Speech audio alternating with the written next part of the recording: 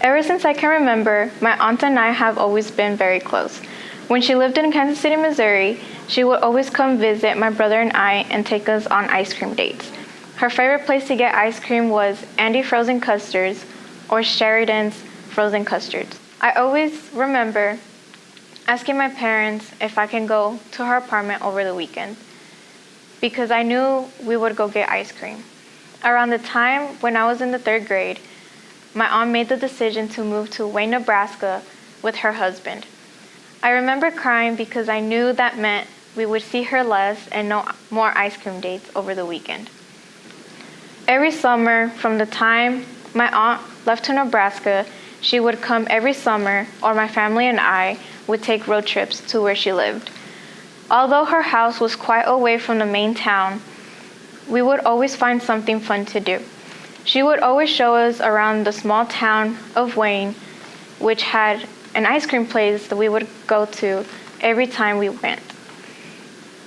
As I was getting older, my quinceañera was 2 years away. My aunt asked me if I started planning. Of course, I told her no, because I was only 13 years old at the time. But she showed me dresses, and I instantly knew I wanted to start planning with her. In 2014, she told us she had stage 4 breast cancer. At the time, I didn't know the severity of her condition. It wasn't until she told us that she was getting transferred to a hospital in Oklahoma that I knew she was getting more sick. Even when she was getting treatment, when I would go visit her, she would still give me ideas for my quinceañera. So in January of 2015, I decided to start planning it. We thought she would get better by the day of my quinceañera so she can attend because it was the most important day of my life. As we were planning it, my parents were back and forth from Kansas City to Tulsa, Oklahoma to make sure my aunt was doing good. Fast forward to the beginning of May 2015. We get the news that my aunt isn't doing any better and they are trying to do everything they can because they knew how much it would mean for her to come to my quinceañera. 2 weeks later, I get the news that my aunt passes away. I was very devastated, broken, and mad at the world. I told my mom I didn't want a quinceañera anymore because I really wanted my aunt to be there. We canceled everything, and it took me a very long time to process everything. For over a year, I didn't speak about my quinceañera until my mom suggested to do it in her honor. I thought about it and didn't seem like a bad idea. So in August of 2016, we started planning again in her honor.